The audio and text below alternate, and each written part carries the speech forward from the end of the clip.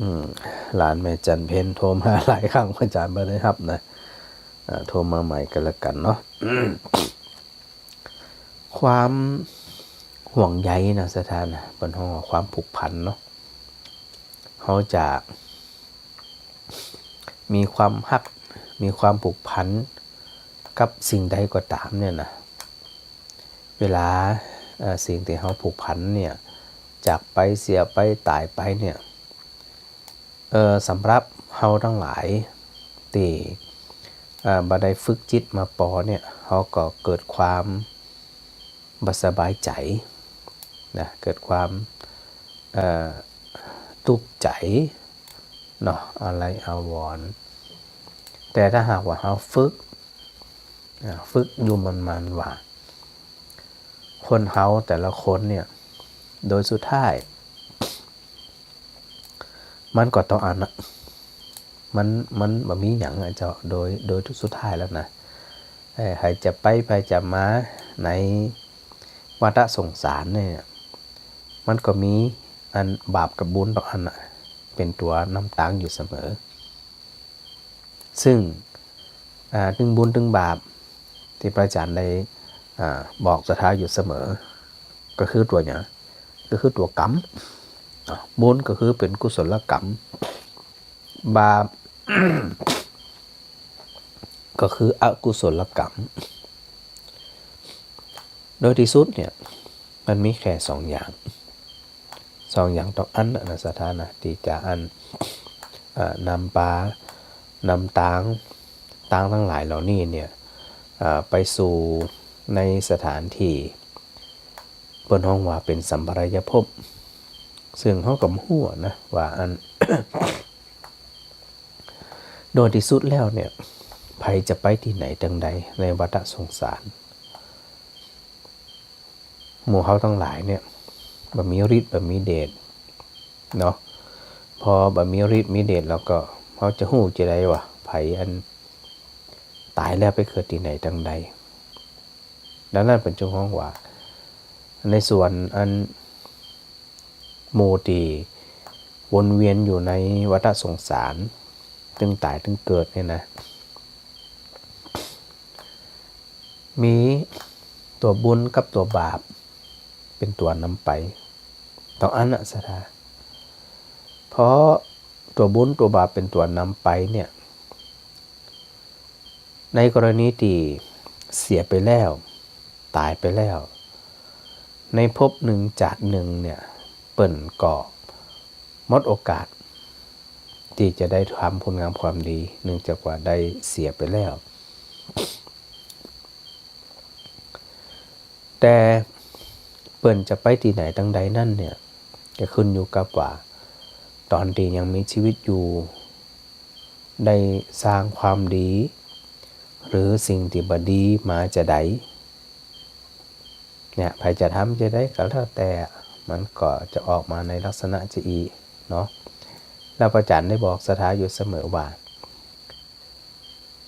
บุญกับบาปที่นำไปเนี่ย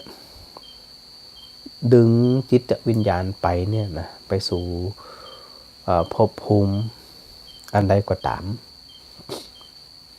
มองให้มุมหนึ่งเขาก็คิดเฮียใหม่นะสถานว่าอันโดยที่สุดแล้วเนี่ย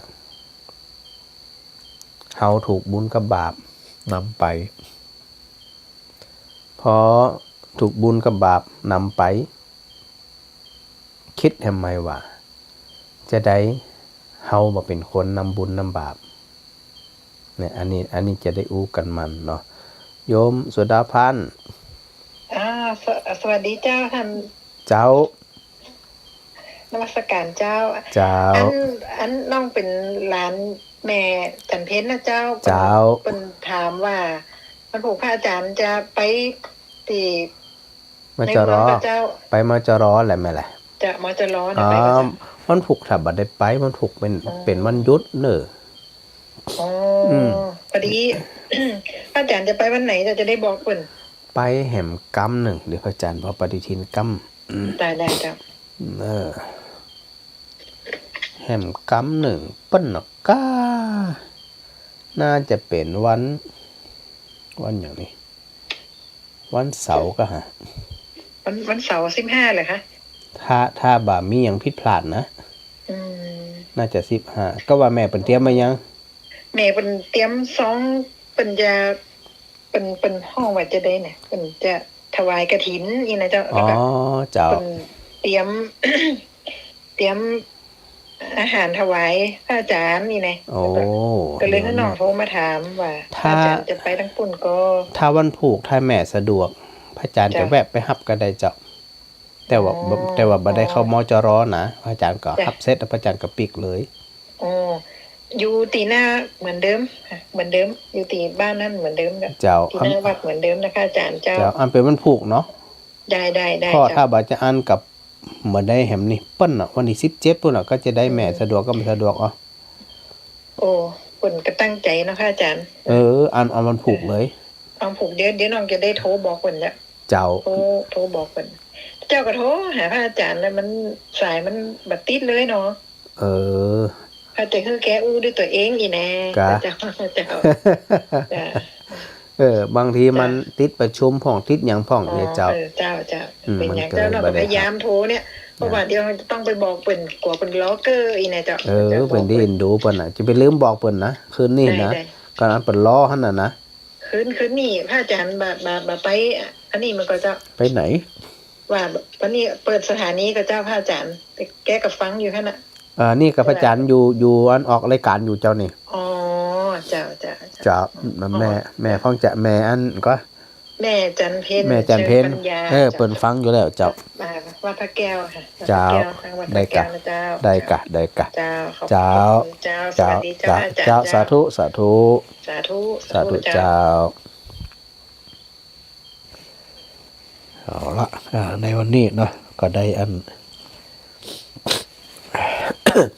ได้ได้จากกันอาการศรัทธาได้ร่วมทำบุญโดยเฉพาะในส่วนของงานกฐินเนี่ยนะศรัทธานะ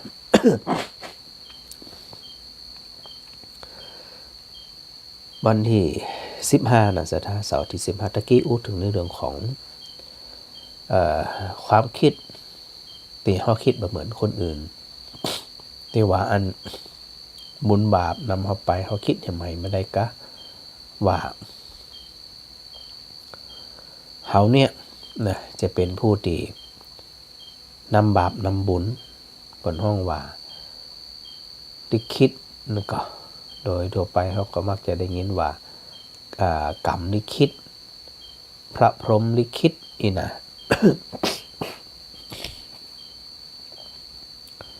ปรับใหม่ว่าเฮาเนี่ยจะเป็นลักษณะที่ว่าเฮานำบาปนำบุญนะแสดงว่าจะได้แสดงว่าจิตใจสภาพจิตใจของเขาแต่ละคนเนี่ยจะมีความเกลียวกลาอาจหาญฮึกเหิมคือจะบ่ยอมหึงบาปหึงบุญเนี่ยเป็นตัวลิขิตเฮาต่างหาก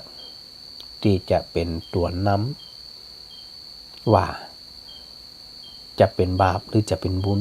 ซึ่งแน่นอนที่สุดว่าโดยธรรมชาติของผู้ที่มีสติปัญญาเนี่ยนะก็ย่อมเป็นผู้ที่บนห้องว่าจะได้มีจิตเป็นอิสระจะว่าไผนึงไปไหนก็ไปไผอันจวนไปไหนก็ไปมามีใจนักแน่นมั่นคงเพราะมามีใจนักแน่นมั่นคงเนี่ยสถามันก็ไปมามันก็ไปสู่สภาพที่ว่าตามยถากรรมคำว่ายถากรรมก็คืออัน แล้วแต่กรรมนี่ไงถ้าเป็นหากว่าตามยถากรรมนี่นะแล้วแต่กรรมกรรมจะปาไปทางใดก็แล้วแต่กรรมนั้นๆเนาะพอคิดว่าแล้วแต่กรรมนั้นๆเนี่ยมันก็จะเนี่ยคือเฮาเนี่ยมันมีความอาจหาญฮึกเหิมมันมีความแน่วแน่มั่นคงปรับใหม่สถาอย่างตี สถาได้อู้อยู่เสมอนี่ว่าเวลาเราไปได้ยินได้เห็นข่าวที่มันยะหึงจิตใจเนี่ยโศกเศร้ามองใจนี่นะปั๊บใหม่เลย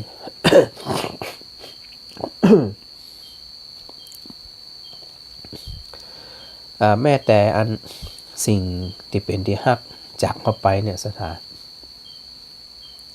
ถ้าหากว่าเขามีความฮึกเหิมเขาบอกกลัวล่ะไปมองเห็นความเป็นจริงชัดเจนว่าอ๋อธรรมชาติหรือสัจธรรมกำลังมาฮึ่งสติเฮาว่าทุกสิ่งทุกอย่างนั่น มันมีอันยังที่จะอยู่ต่อไปมันมีอันยังที่จะมีความเจริญก้าวหน้าต่อไปได้เลยเนี่ยสถาก็คืออันสถาญาติโยมทั้งหลายเนี่ยได้ฝึกจิตฝึกใจอยู่เสมอแล้วก็จะไปหึงจิตใจเนี่ยอันเป็นลักษณะที่ว่ามาห้าวหาญเนาะ ใจบ่ห้าวหาญถ้าบ่มีความห้าวหาญเลยเนี่ยสถามันก็แล้วแต่กรรมแต่เวรแต่บุญอ่ะปาไปอ่ะเนาะซึ่งถ้าหากว่าเฮาทั้งหลายเนี่ยนะมีความนักแน่นมั่นคงเนี่ย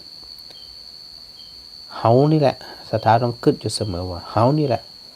จะเป็นผู้ที่นำปลาเนาะนำปลาอันไปเกิดในภพภูมิใดภพภูมิหนึ่งในสถานที่จิตใจของเขาฝึกมาดีแล้วเนี่ยเป็นตัวนำเนี่ยสถานซึ่งมันบ่เหมือนกันนะความคิดของคนที่อันแล้วแต่กรรมแต่เวรกับความคิดของคนที่ว่ามันได้แล้วแต่ใจข้าต่างหาก ถ้าคิดว่าแล้วแต่ใจข้าต่างหากเนี่ยใจของคนคนนั้นมันก็จะมีความเข้มแข็งมั่นคงอยู่เสมอนะไวยสายเจ้าพระอาจารย์โยมนิตยาภักดีถามพระอาจารย์มาว่าอันขอถามพระอาจารย์สักอย่างเจ้า เก็บเหรียญโปรยทานงานกฐินเอามาเป็นขวัญถุงดีก็ดีกะเนี่ยโดยส่วนมากเวลาผลโปรยเนาะงานกฐินงานประปางานบวชงานหมู่เนี่ยเป็นห้องว่าเป็นงานบุญเนาะพอเป็นงานบุญแล้วสตังค์ที่เป็นโปรยทานเนี่ยเขาถือว่าเป็นขวัญถุงหรือเวลามันนักนะศรัทธาไปแต่ละงานมันก็มีเนาะก็ไปหยอดตู้บริจาคที่วัดก็ได้หรือดีสาธารณกุศลไหนก็ได้สดาเอาไปหยอดเอาไปจอมได้เลยเนอะนะถ้าสมมติเรามันนักนะแต่ถ้าหากว่าเอาไว้เป็นขวัญถุงอย่างที่พระอาจารย์ว่าตะกี้ว่ามันเป็นสิ่งที่ดีเนาะเก็บไว้เป็นขวัญถุงก็ได้นี่นะบาเสียหายอย่างบาใจเป็นเรื่องที่บดีเพราะสตางค์ก็อย่างที่ว่านั่นนะจะนักจะน้อยก็ถือว่าเป็นสิ่งที่มีคุณค่ายิ่งสถานเก็บไว้เป็นขวัญถุงซ้ำดีนะ ได้บอกกับโยมนิตยาไปเรียบร้อยแล้วเนาะอันในส่วนที่เขาทั้งหลายเนี่ย เดี๋ยวเนอะเจ้าแม่น้อยนมัสการเจ้าอาจารย์สาธุเจ้าวันนี้ได้กินยาเป็น10 ปากนะฮะ10 ปากกะสงชาติกินยาเป็น10 ปากปัตโตรยเห็นแต่กินว่า สบายใจอาจารย์ ฮะสบายใจสุขใจ หาย อี ใจ ก ว่ากูยังหายใจอยู่ก็มันยังมันหายใจเบาแล้วก็บ่มีหยังมาคล้องมาเคืองใจเนี่ย สุขใจเลยอีแม่ เจ้า โอ้เขาถาแตะแตะที่อีนี่เขาถาแตะแตะ เจ้าบางครั้งว่ากูหายใจหรือเปล่าเนี่ยนึกว่าตัวเองนะสมาร์ทแต่เจ้า เจ้า อันอยากจะถามอาจารย์ว่าการขันเข้าพ่อแม่ยามเพิ่นยังมีชีวิตอยู่เพราะว่าเจ้าอยู่ไกลเนาะ เจ้า อยู่ลำปางไปนะพ่อแม่อยู่อำเภอแม่พริกตรงนี้นะ เจ้า แล้วทีนี้ก็มันก็ดีกับเจ้า เฮาบ่ห้องว่าอันทำตาลเพื่ออุทิศเฮาบอกว่าอันแบ่งบุญแผ่เมตตาไปให้เปิ้นอีกกะเจ้าได้เลยโดยเฉพาะ แต่คนยังตอนที่คนยังมีชีวิตอยู่นะเจ้า ตอนนี้อยู่ก็ สมมติว่าบ่อยู่แล้วเจ้าตายไปหลายปีแล้ว บ่เป็นหยัง เจ้าว่าเพราะว่าเขาอยู่ไกลเนาะทำใส่ปิ่นโตไปนะอาจารย์ เจ้า ทำใส่ปิ่นโตไปแล้วก็เอาไปตามนะเปิ้นตอนที่เปิ้นมีชีวิตอยู่เนาะเพราะว่าเขาอยู่ไกล เจ้ายิ่งเอาไปตานให้เปิ้นเอาไปทำบุญให้เปิ้นนี่นะแล้วก็โทรศัพท์บอกเปิ้นตัวว่านี่เด้อได้ทำบุญเพื่อแล้วนะโมทนาบุญด้วยนะอีนะ ถ้าเปิดหัวผู้ซ้ำให้ซ้ำดี เจ้า เจ้าซ้ำดีซ้ำเป็นสิ่งที่ดี คุณจังมังเถิดเป็นว่าทำบุญกลางบ้านเพื่อเองน่ะ อ๋อ ตอนที่เปิ้นมีชีวิตอยู่เนาะเปิ้นก็ได้กินเนาะ เจ้า เจ้า ทำบุญเบิก เรา กะ อยากถามอาจารย์ว่าดีก่อเองนะ ดีเจ้าดีมากดีเลย รัชกาลที่เปิ้นเอาผู้หญิงศพนำหน้าศพนะเขาเก็บไว้ดีก่อนจ้ะ เก็บไว้เตอะสตังค์ดีจังนั่นนะเจ้า แต่เจ้าเอา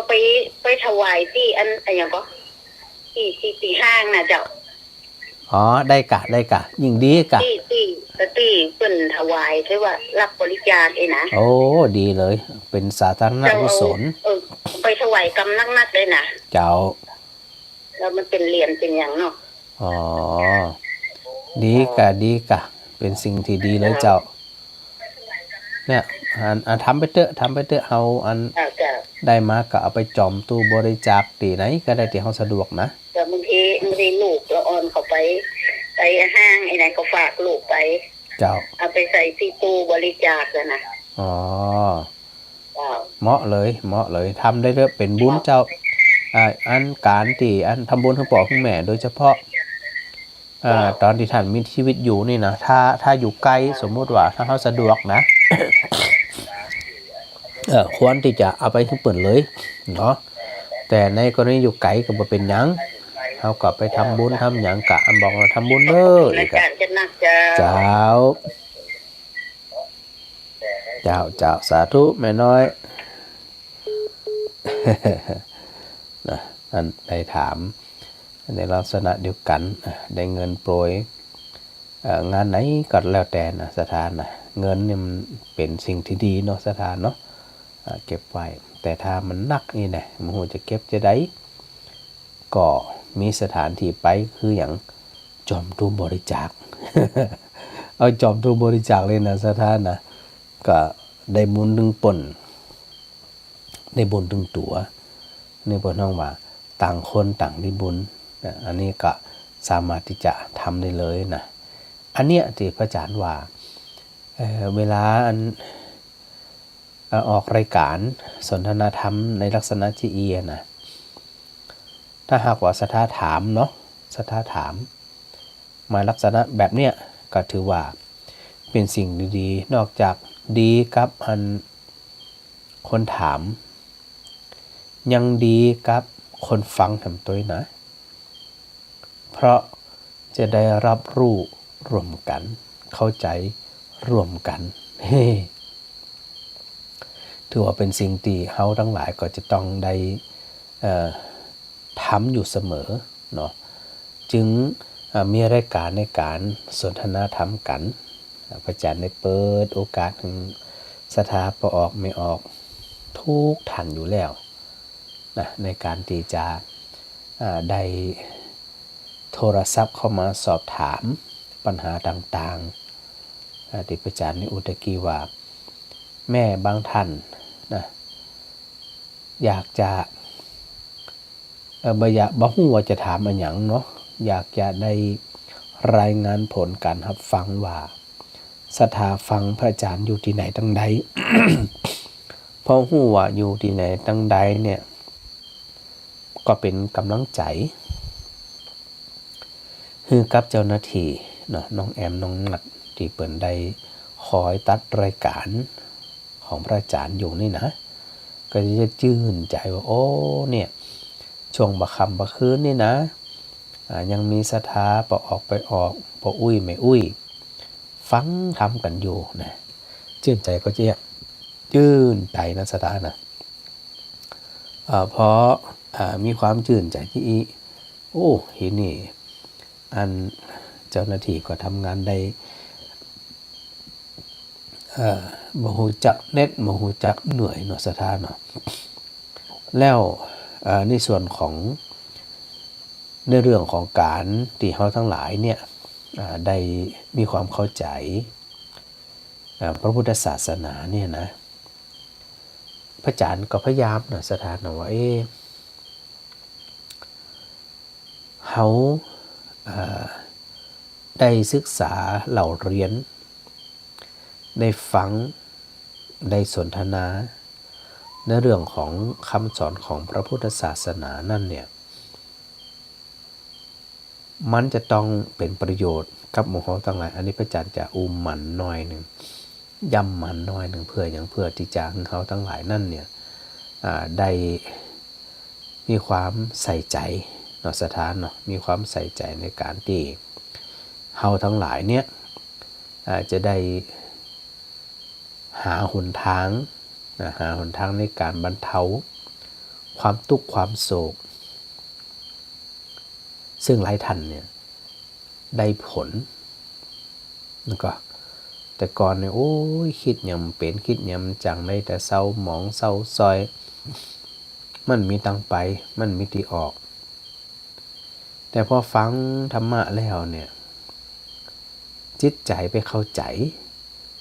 สภาพธรรมพอใจไปเข้าใจสภาพธรรมแล้วสุดท้ายเราก็ลองคิดพอกว่าเนี่ยนะสัจธรรมมันปรากฏขึ้นแต่ว่าตัวเฮาเนี่ยได้มีสติได้มีปัญญาในการไปกำหนดรู้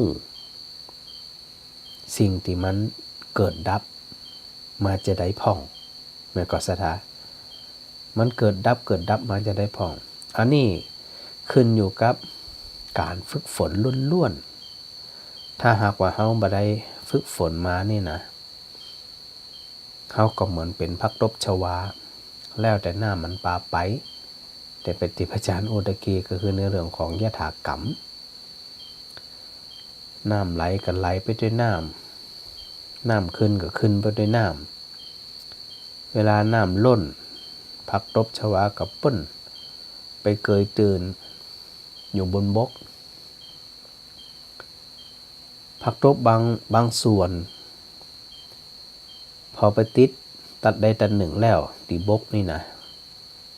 น้ำแห้งบ่ได้ลอยไปตามน้ำก็มีเพราะว่ามันลอยมาติดฝั่งเนาะศรัทธาก็ลองคิดเพราะว่าในส่วนของผักตบชวาที่อยู่บนบกนั่นเนี่ยมันจะมีชีวิตอยู่ต่อหรือว่ามันจะเหี่ยวเฉาตายไปในที่สุดอันนี้เขาทั้งหลายเนี่ยได้หูแล้วได้หันแล้วนิสดานนะจึงได้หูจึงได้หันพอเขาไปเข้าใจในสภาพที่มันปรากฏชัดเจนทุกวันเนี่ยวิชาหรือปัญญามันเกิดขึ้นก็สว่างไสวนะพอมันสว่างไสวแล้วจิตใจของโยมเนี่ยบ่ได้ไปคล้องแวะอันหยังพอจิตใจบ่ได้ไปคล้องแวะมันจึงมีปัญหาเกิดขึ้นในใจไงก็ที่พระอาจารย์ได้บอกศรัทธาว่าฝึกจิตเป็นอิสระมันจะว่าจิตมันเป็นอิสระ แล้วแต่กรรมแต่เว้นนำไปอ่ะจิตไปเป็นอิสระถูกครอบงำครอบงำด้วยความโลภความโกรธความหลงมันดูอันใจตัวเองมันภาษาที่เหมือนใจกันคำที่เหมือนใจกันคือใช้จิตดูจิตไปสำรวจความรู้สึกขณะนั้นๆว่าเป็นจะได้ผ่องนี่สถานะมันเป็นจะได้ผ่องถ้าสมมุติว่ามันหล่องลอยไปตามสัญญาตามสังขารก็มันไปเรื่อยไปไหนมุนะโดยเฉพาะไปก็เกี่ยวกับอารมณ์ตีเนี่ยหึงใจซอมหมองถ้าหาฝึกมาดีเนี่ยมันไปหันตันนี่หันตันโอ้มันเป็นจีอีลู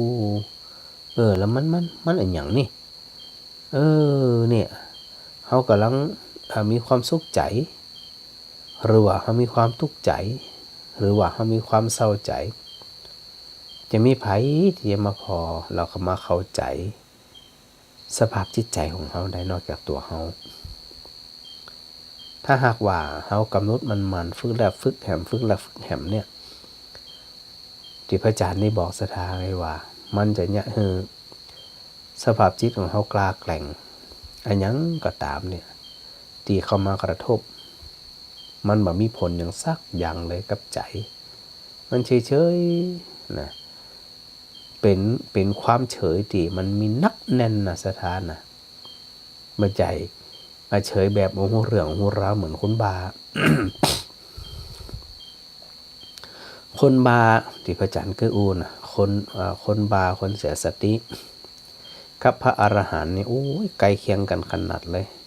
โดยเฉพาะจิตที่เป็นในลักษณะของการวางเฉยแต่การวางเฉยของพระอรหันต์นั้นหู้ทุกอย่างเข้าใจทุกอย่างมีสติสมบูรณ์ครบครันแล้วบ่มีความหลงบ่มีความเกลียดบ่มีความชอบบ่มีความจัง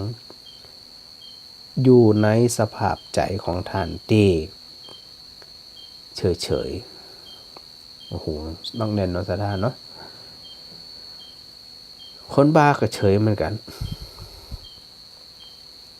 มันก็เมื่อไปหันนู่นหันนี่เฉยมันปรุงแต่งการเฉยของคนบ้าเฉยแบบบ่ฮู้เพราะจิตมันบ่รับฮู้แต่ของพระอรหันต์เนี่ยตึงสติตึงปัญญารับฮู้เข้าใจหมดแต่ลักษณะของความวางเฉยมันคงจะเป็นลักษณะเดียวกันก็ต้องมาพอใจของเขาแล้วก็นึกถึงตัวสติปัญญาตัวนี้นะว่าเนี่ยนะเมื่อเขาเจออารมณ์ใดอารมณ์หนึ่งนี่ก็ที่พระอาจารย์ได้บอกศรัทธามาตลอดนั่นนะว่าเขาจะรู้ว่าพัฒนาการในการฟังธรรมพัฒนาการในการประพฤติปฏิบัติธรรมนั่นเนี่ยขึ้นอยู่กับความวางเฉยของใจนะเฉยๆถ้าศรัทธาหูลักษณะของการวางเฉยมาได้แล้วเนี่ยศรัทธาก็จะบ่มีความเศร้าหมองเด็ดขาดเลยแล้วโอกาสที่จะเวียนตายเวียนเกิดจะบ่มีศรัทธานะมันบ่มีเลยอ่ะฝึกจะได้ล่ะศรัทธาฝึกแบบเป็นยังมาตายอะไรจะได้อ่ะมาตายก็มันก็ถึงตายอ่ะหน้าที่ของเขาก็ฝังเนี่ยทำบุญเหี้ยมันก็ส่วนจะได้รับแล้วแต่ตัวไผตัวมันละสิ่งที่พระอาจารย์นี่อูตะกี้ว่ามันบ่ใช่หน้าที่ของเขาถ้าเขาไปฝึกจีเอียนะรู้สึกหมดนะเอ็นดูหมาเอ็นดูสัตว์เอ็นดูคนที่จากไปตายไปเสียไปเอ็นดู แต่ความเอ็นดูนั่นประกอบด้วยอุเบกขาธรรมว่าเศร้าโศกเสียใจต่อการจากไปไม่ว่าจะเป็นสัตว์ที่แปดที่เป็นที่ฮักไม่ว่าจะเป็นเรื่องของคนที่เฮาฮักเฮาชอบญาติพี่น้องเฉยได้แบบนี้ก็ต่อเมื่อมีปัญญาหรือความเข้าใจว่ามันเป็นเรื่องปกติถ้าเห็นเป็นเรื่องปกติแล้วใจก็จะบ่ไปผูกพันกับเรื่องราวกับคนนั่นเลยนะสถานมันหมอหัวจะเข้าไปเจไดอ่ะถ้าเปรียบเหมือนนั้นภาชนะถ้าเปรียบเหมือนกับภูเขาที่อันประกอบด้วยหินศิลาแรงหินดาดเนี่ยนะมันแข็งแกร่งเนี่ยแล้วอันหยังล้มอันหยังจะไปปัดไปเป่าที่ได้บอกสถาอยู่เสมอเนี่ยนะว่ามันเกิดอุเบกขาธรรมคือความวางเฉยถ้าหากว่าเขาอันไปหันไปฝึกในลักษณะแบบนี้แล้วเนี่ยท้าก็มาวัดวันละสิ่งที่เขาจะได้ต่อมาก็คือได้อนุสติได้การระลึกถึงว่าโอ้คนนั้นตายคนนี้ตายคนจังก็ตายคนฮักก็ตายมาฮักบ่จังก็ตายโอ้คนจะตายบ่ตายมันไม่จะอยู่ที่ความฮักความจังของเขานี่มันอยู่ที่กรรมที่เว้นที่บุญของคนนั้น ถ้าคิดที่ใดไปหันที่ใดสถาประกลัวล่ะจะไปเจอปัญหาจะไปเจอประสักไปจะไปจะมาบวัดวันทำหน้าที่ของต่อเก่าหึงสมบูรณ์หึงบริบูรณ์โดยตลอดอันนี้ก็อยากแกฝากพอออกไม่ออกสถาทั้งหลายเนี่ยนะว่าเขาเกิดมาพบพระพุทธศาสนาพบคำสอนอันประเสริฐล้ำค่าแต่ตัวเขาเนี่ยจะมีความเข้าใจในสภาพธรรมทั้งหลายแล้วนั้นหรือไม่ถ้าหากว่าเขาบ่เข้าใจมันก็เป็นที่อัศดานะลมลุกคลุกคลานชอบช่องจังผ่องให้ผ่องไผหัวผ่องแล้วสภาพแบบนี้สภาวะแบบนี้เนี่ยสำหรับปุถุชนมาต่างกันไม่ว่าจะเป็นจัดใดภาษาใดศาสนาไหนจะมีลักษณะเหมือนกันหมดนะสถานะก็อยากจะคืออันพัฒนาการในการปฏิบัติธรรมของศรัทธาญาติโยมทั้งหลายเนี่ยได้พิจารณาตัวเก่าอยู่เสมอได้บอกสถานมาหลายครั้งแล้วว่าการที่จะมีความเข้าใจแล้วก็ปลดเรื่อง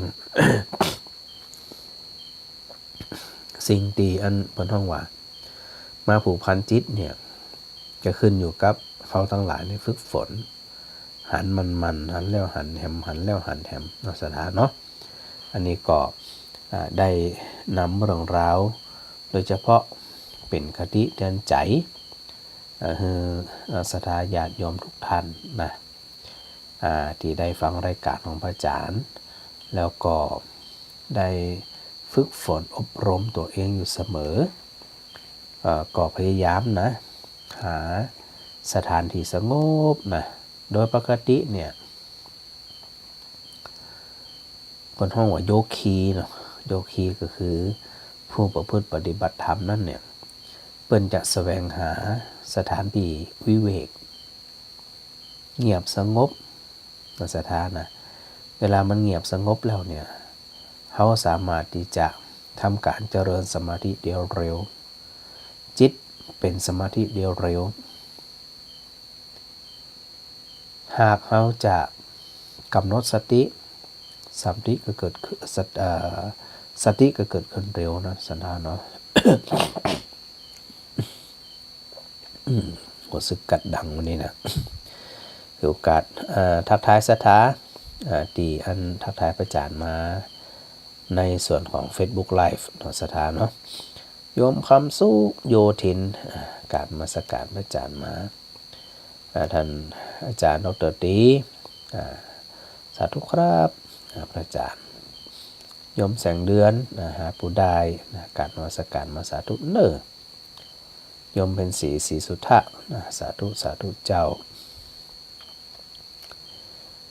โยมเรนูชัยวงศ์นี่บอกมาแล้วจริงๆเปิ่นเคยบอกพระอาจารย์แล้วนะรับฟังรับชมพระอาจารย์อยู่บ้านร่องดอนชัยสารปีนี่ ได้ฟังพระอาจารย์อยู่ปุ่นแล้วก็โยมบดตองอินสุวรรณน้อมกับไว้สาพระอาจารย์เจ้าฟังอยู่บ้านถุงตนสีตำบลห้วยล้านดอกคำไตไปเหงาโอ้โหนี่เป็นฟังไก่เนาะเดี๋ยวพระอาจารย์รับโทรศัพท์กั้ม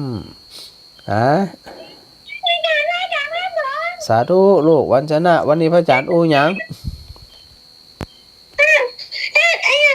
ไม่ได้กราบคำพื้นคำสั่งไว้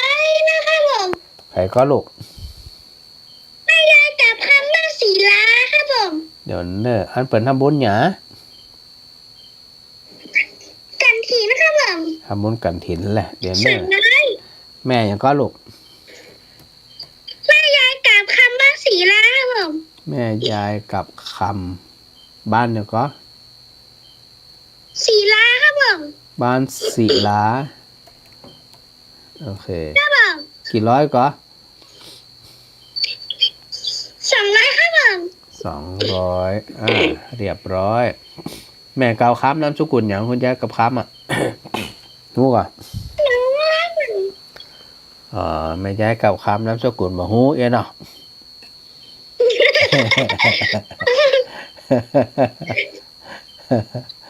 เป็นอย่างอันคุณยายกับคำฟังพระอาจารย์อยู่แล้วนะ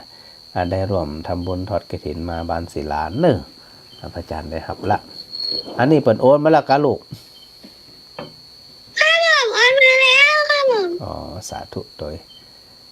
นี่อันเป็นเปิดห้องว่านอกจากฟังธรรมแล้วยังปอนี่นะได้บอกบุญถึงสถานญาติโยมได้มาร่วมทำบุญด้วยเนี่ยน้องวัญชนะนี่นะโอ้เขาถาวันนี้พระอาจารย์อู้อย่างฟ้องสรุปเฮือสักน้อยละฮืออันปอมอนเมมอนไปสักน้อยหนึ่งถ้าจะทำหวังตอนขึ้นแปลว่าตัวเขาไม่มีสติแต่มีปัญญาในการไปกำหนดว่าสิ่งที่มันเกิดดับมาจะอะไรต้องขึ้นอยู่กับการฝึกฝนล้วนๆนั่นก็ครับผม โง่นี่จำได้ดีแท้นี่จับประเด็นเริ่มจับประเด็นเนี่ยละเอียดแล้วนะลูกนะนั่นแสดงว่าวัญชนะเนี่ยตั้งใจฟังแล้วก็จับประเด็นแล้วก็ทุกครั้งที่อันพระอาจารย์ได้อธิบายบรรยายมาเนี่ยก็จะได้มอบหมายเป็นภาระหน้าที่ของน้องวัญชนะในการสรุปทุกวันเลยนะ อันนี้อัน ฟัง3 ชั่วโมงได้กับข้าม4 ชั่วโมงเลย ฮะ ฟังค่ะ4 ชั่วโมงได้กับข้าม 4 ชั่วโมงก่อนมาได้รับละอีอะมาได้รับมาได้นอนแล้วก็ได้เอียตื่นมาก็เนี่ยการพอดีอีกอะอันมีประมอนเมมอน การรักษาสุขภาพนะครับผม ยังก็ เสียงเป็นวัดรักษาสุขภาพนะครับผม สาธุโลกเหมือนกันรักษาสุขภาพเหมือนกันพระอาจารย์ว่าเดี๋ยวแหมสักกรรมก็จะหึงเปิดเทปละเปิดเทปแล้วก็หึงสถาฟังเทปไปเนาะโอเคสาธุ ผ่อนหนานะครับผม เหมือนกันสาธุนะลูกเนอะ สาธุค่ะ สาธุสาธุประมาณอันแม่ยายเขียวแพรวงได้ส่งข้อความมาว่าฟังอยู่เน้อนะสาธุด้วยเนาะอันแม่เขียวแพรวง มีปอมอนเมมอนเปิ่นได้ชมน้องวัญชนะนะว่าน้องวัญชนะนี่ดีแต๊ะๆนะนอกจากฟังด้วยกันแล้วยังปอเตือยังอันสรุปใจความฟังซ้ำแหมเข้าใจหนักขึ้นเนี่ยเขาถ่าดีแตะน้องวัญชนะเนาะแม่อ้อยเจ้า ไม่สาเจ้า เจ้าก ำลังเข้ามาเหมือนเดียวนี้ อ๋อคนมันแต่งให้ วันเหรอวันเสาร์เนาะ วันเสาร์เจ้า เจ้า วันเสาร์ จะไปเจ้า เจ้าก่อนเพนก็ เจ้า ทอดกฐินแล้วก็ได้ถือโอกาสถวายเพนด้วยแล้วก็มีอันโรงทานตั อั วน อ นี้ ย่าง ได้ ตัว ยิน หนึง เขา เจ้า ว่าเขาจะหอมจะถิ่นไปไหล เจ้า เจ้า จะได้ก็จะไปลืมเขียนจื่อเนาะจื่อนามสกุล เจ้า แล้วก็อันจำนวนเงินนึงชัดเจนด้วยเนื้อแหม่นเนอะ เจ้า จะได้ ในเจ้าวันขอเขียนคนเดียว เจ้าจะได้บ่าผิดพลาดว่าไปในตั้งได้แล้วก็บางท่านแม่คำตัดถูกนะ อืม ก็ได้ฝากส่วนหนึ่งให้กับอาจารย์มหาสมชาติก็ยังมาได้พอกำเตือนอยู่ในซองเนาะ เจ้า อืม ไม่ แล้ว สา ก็ นะเจ้า เจ้าสาธุเจ้าก ำลังใจเจ้า เจ้าแล้วก็อันแม่นิตยาก็ได้ร่วมทำบุญติดดินนี่กะน่าจะเป็นวัดเหล่ามนทาหรือจะได้สักอย่างนี่แหละนะ500 บาท เดี๋ยวก็จะได้อันโอนคืออาจารย์มหาสมชาติเนาะ เพิ่นจะได้ทำหน้าที่ของเพิ่นต่อว่าที่ไหนจะได้ตังใดนี่นะ ก็ว่ากันไปตามนั้นก็ก่อยอันทยอยกันไปเนาะโยมมานพรัตน์บนมานมัสการอาจารย์มาเสียงชัดเจนดีโยมเพ้นกะฟังนะสาธุฟังพระอาจารย์อยู่ทุกวัน แม่ถนอมพันล้อม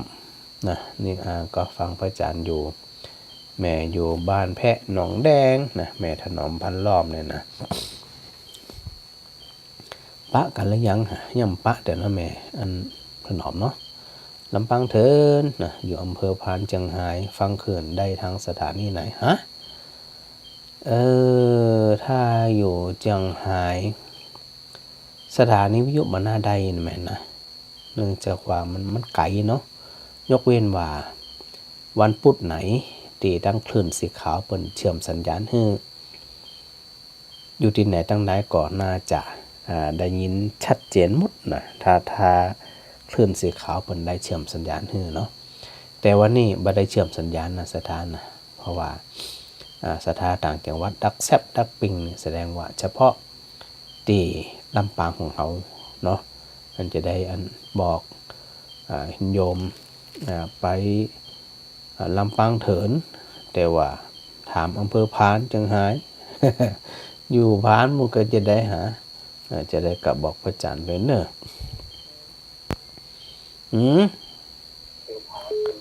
ลุงพล ครับกลับมาจากการว่าอาจารย์วันนี้มาเที่ยวกับอาจารย์นะ วันนี้บ่ได้เชื่อมกะ บอกผมเรื่องผมฟังมาที่ระบาดเปิดเจ๊ครับเจ๊ได้พระอาจารย์อินครับ ตัวอันลุงพลเนี่ยมาเอาสายลุงพลเนี่ยมาเอาสายพักแคบกองเอาเลยอ่ะ แถวนั้นมีพักแคบกะ อันนี้หมดเลยว่าแค่แต่เจ๊ผมฟังว่าอาจารย์เพื่อนผมก็แค่งงมัน อย่าง อาจารย์อันที่ว่าจะหอดึงแค่ไม่ขาวของแค่บอกดึงแค่ไม่ขาวหอดึงก็ดึงแค่ไม่ขาวไม่ไหวไม่ขอ แต่นะอันเนี้ยได้ทีเนี้ยแต่นะ ว่าอาจารย์ก็มาอู้ที่กับคำเลย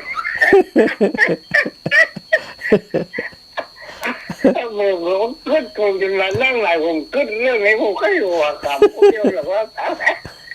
มันน่าคำมันมีกระลับพันวันเยี่ยมนะครับ อันนี้มันมีแต่นะในสมัยพุทธกาลนี่นะ กระแตจริงกระติงนะพระอาจารย์แต่ว่ามัน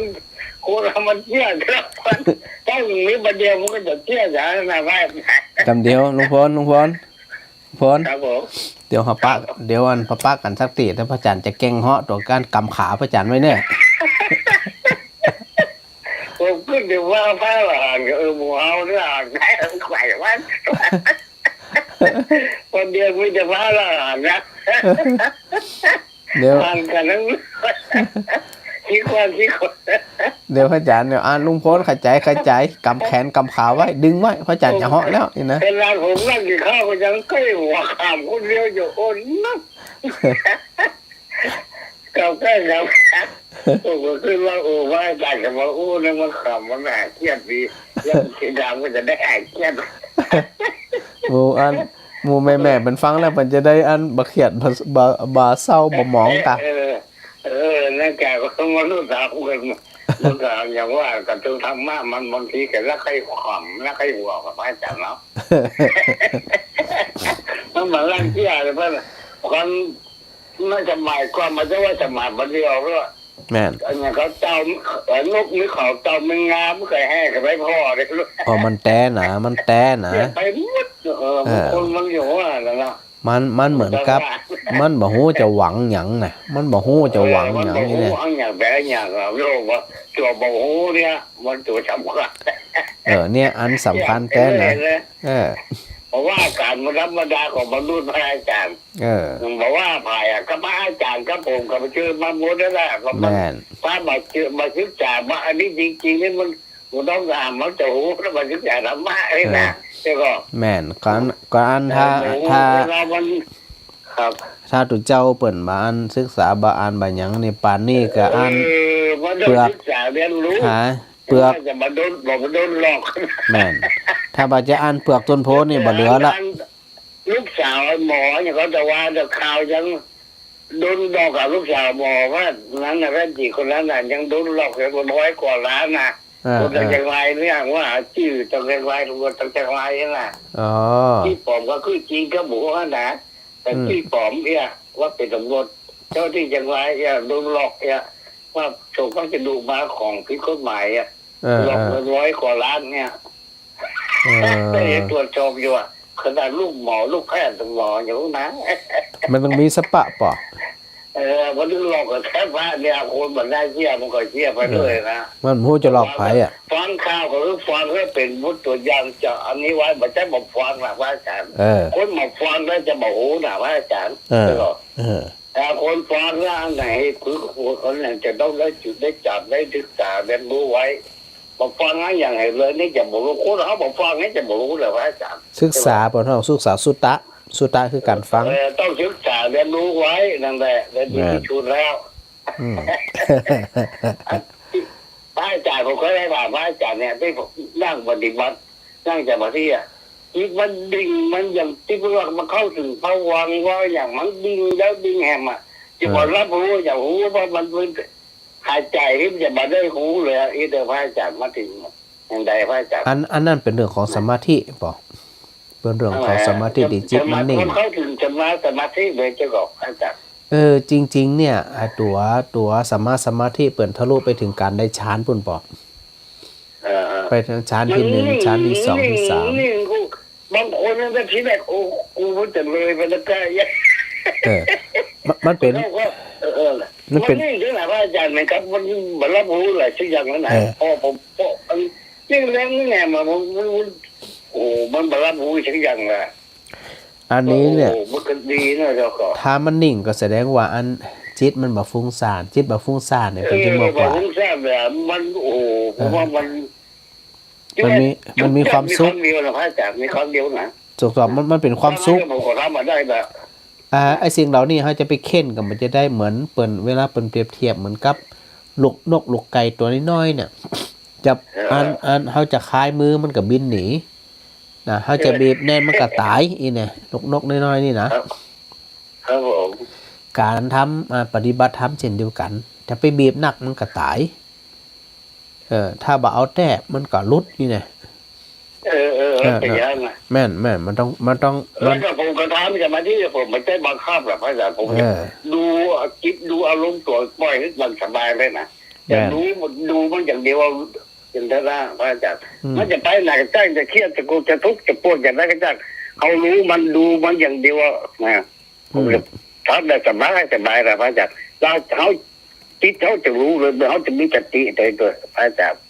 นั่นน่ะก็ถือว่าอย่าพระอาจารย์อู้ที่เกี้ยน่ะก็ทุกข์แล้วผมก็เคยมี ทุกวันนี้ก็อย่างนี้ แม่น จิตเขาอารมณ์เขาเกิดอย่างไรมันต้องมีสติและลึกรู้อยู่ตลอดเลยเพราะจะหูแล้วมันจะเกิดความทุกข์แล้วมันจะปลุกจะปล่อยวางนะว่าจะใช่ป่ะมันจะปลุกจะปล่อยวางถ้ามันรู้แล้วรู้มันก็ว่าอย่างไปว่าจิตรู้จิตพระอาจารย์เนาะถูกต้องเอาจิตดูจิตอย่างเดียวป่ะจิตรู้จิตเห็นจิตกับแม่นมันอันเดียวกันแหละพระอาจารย์จะบอกถูกต้องจิตรู้จิตเห็นจิตผมว่าโอ้อย่างนี้ดูถ้ามันผมฟังว่าอาจารย์จริงๆก็ผมก็เข้าใจว่าโอ้ถึงผมจะเข้าใจว่าจิตรู้จิตเห็นจิตเป็นอะไรอย่างนี้ด้วยแม่ที่ผมก็ฟังอาจารย์จริงๆนะวันนี้จำได้ฟังว่า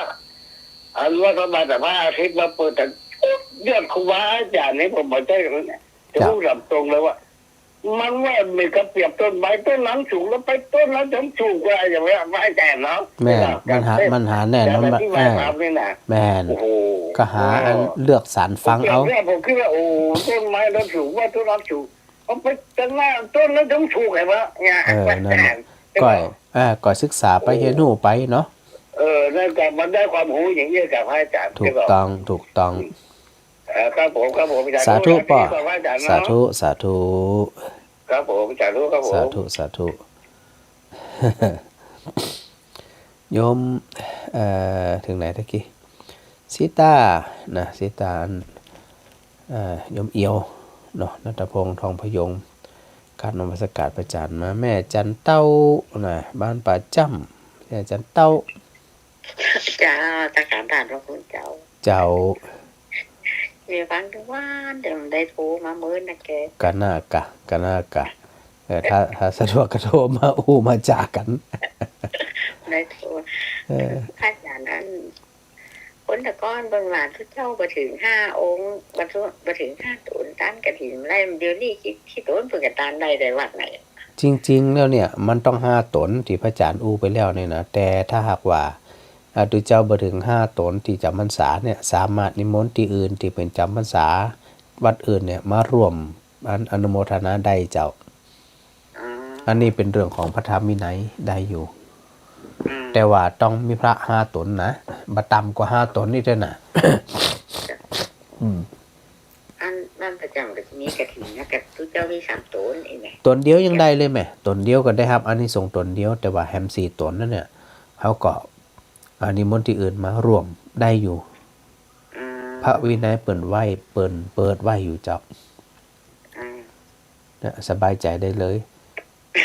เนาะจากที่3ตนก็จะมีกฐินวันที่22นี่เจ้า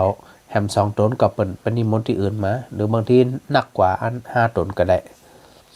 เพิ่นก็จะนิมนต์กัน9ตนนั่นแหละเจ้ามื้อนี้ได้หมดน่ะสาธุเจ้าสาธุมันได้รักเจ้าหน้าที่ด้วยเนาะเจ้าสาธุเจ้าเจ้าแล้วก็อันโยมอัญชิสาตสารนมัสการพระอาจารย์โยมพิสมัยเขื่อนคำแสนไว้สาพระอาจารย์ฟังอยู่มานั่งแลทำหน้าที่ให้ดีที่สุดนะทักทายพระอาจารย์มาโยมสิริพรสันวงศ์นะพระวินันท์ออมสินนมัสการพระอาจารย์เจ้าโยมพึ่งริษาภวะภูตานนท์กราบสาธุพระอาจารย์โยมสมนบุญนำมากราบนมัสการพระอาจารย์เจ้าสาธุครับชมจากเพจอยู่ชัดเจนดีสาธุเนิบโยมบุญศรีทรงศรีสกุลนะอันนี้รวมทำบุญกฐินมีรายจื่อก็เจ้าส่งสลิปทางใดเมื่อ27กันยาเจ้าหมายถึงว่าจะมีรายชื่อก็เจ้าส่งสลิปทางใดส่งมาทางนี้ก็ได้นะทางอัน Messenger นี่เนอะยมบุญศรีเนอะน้องวรพรเวียงคำอันนี้เป็นอยู่พะเยาเนาะคนนิคมเนี้ยเปิดไปมีครอบครัวญี่ปุ่นเนาะน้องเนาะสาธุเนอะแล้วก็อันโยมยงยุทธมณีวันสาธุพระอาจารย์มาลูกเน้นนุนะวัดห้วยสันมะเกือคนยายซุมทักทายพระอาจารย์มา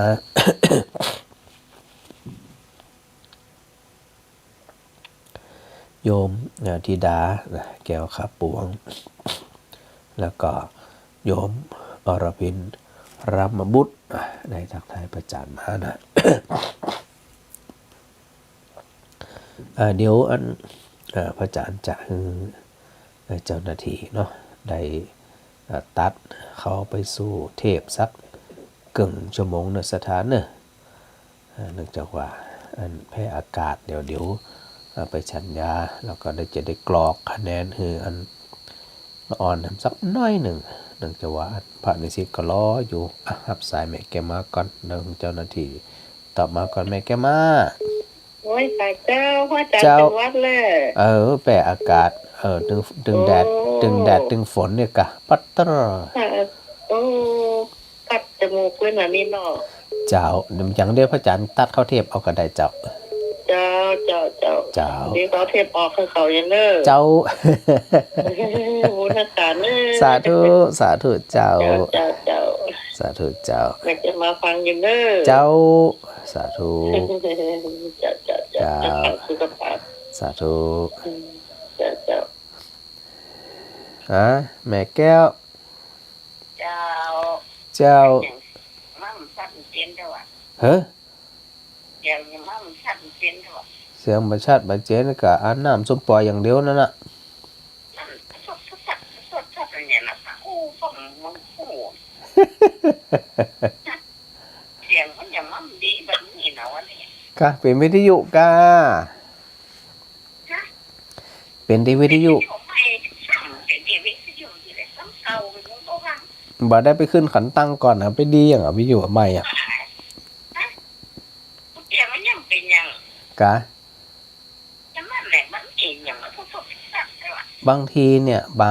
บางพื้นที่มันก็จะไปมีปัญหาเรื่องคลื่นไหมเรื่องสัญญาณหนึ่งอย่างพวกนี้นะกะนี่อันนี้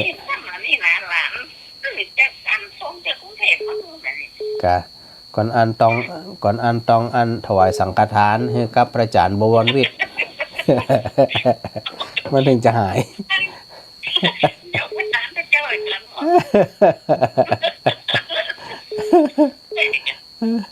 ดีแล้ว ถ้าว่าเป๊ะวันนี้มันเสียงมันดังสดๆสับเสียงชัดดีจัง นั่นน่ะต้องถวายสังฆทานก่อนย่ำไป เจ้าจะดีครับ ดีละสาธุแม่ เจ้า เจ้าแม่กัลยา สาธุเจ้าพระอาจารย์ สาธุเจ้าฟังหนึ่งวันหล่อ เจ้าฟังถึงวันเจ้า สุขใจจริงใจ ฟังเสียงพระอาจารย์แล้วบ่ไหวก็พักเจ้า เดี๋ยวสกรรมพักละเจ้าเราอ่อนเนื้อมาตัดเกลือ สุขภาพเจ้า สาธุ การเป็นเย็นนะเจ้าเนาะ เจ้าสาธุ สาธุเจ้า สาธุเจ้าแม่เลี้ยน เจ้าพักเตอะเจ้าพักเตอะ เดี๋ยวสกรรมน่ะบังเมินน่ะเจ้า ต้องนักเนอพระอาจารย์เนอ เจ้าสาธุแม่ ได้ลุ้นผลมาจ้ะ สปะ โอ้พักก่อน ตึงฝนตึงแดดตึงลม เจ้าเนาะ เจ้าสาธุเจ้าสาธุเจ้าอันก็สถานญาติโยมฟังมาพระอาจารย์เนาะเป็นห้องว่าอันเห็นดูคนฟังอย่าคนฟังว่าอันจะได้พระอาจารย์นั้นก็เสียงมาชัดเหมือนเดิมนะอาจจะเป็นเพราะวิทยุสถาก็ได้นะ เดี๋ยวอันเจ้าหน้าที่เป็นสลับนำเทปออกสกัมเนาะสถานเนาะเดี๋ยวพระอาจารย์ก็ทำงานสักหน่อยนะสถานนะพอเสร็จเรียบร้อยก็คงมันมีอย่างละนะก็ว่ากันไปตามนั้นเนาะจะได้ก็กราบขอบพระคุณครูบาอาจารย์ทุกรูปนะครับครับขอบคุณครูบาอาจารย์ทุกรูปแล้วก็อันศรัทธาญาติโยมตุยเนาะที่ฟังรายการของพระอาจารย์มาโดยตลอดนะแล้วก็มีความสุขความเจริญโดยทั่วหน้ากันเนาะเดี๋ยวเจ้าหน้าที่ก็คงจะตัดเข้ารายการเนาะขอโมทนาสาธุแล้วก็กราบขอบคุณครูบาอาจารย์ทุกรูปครับผม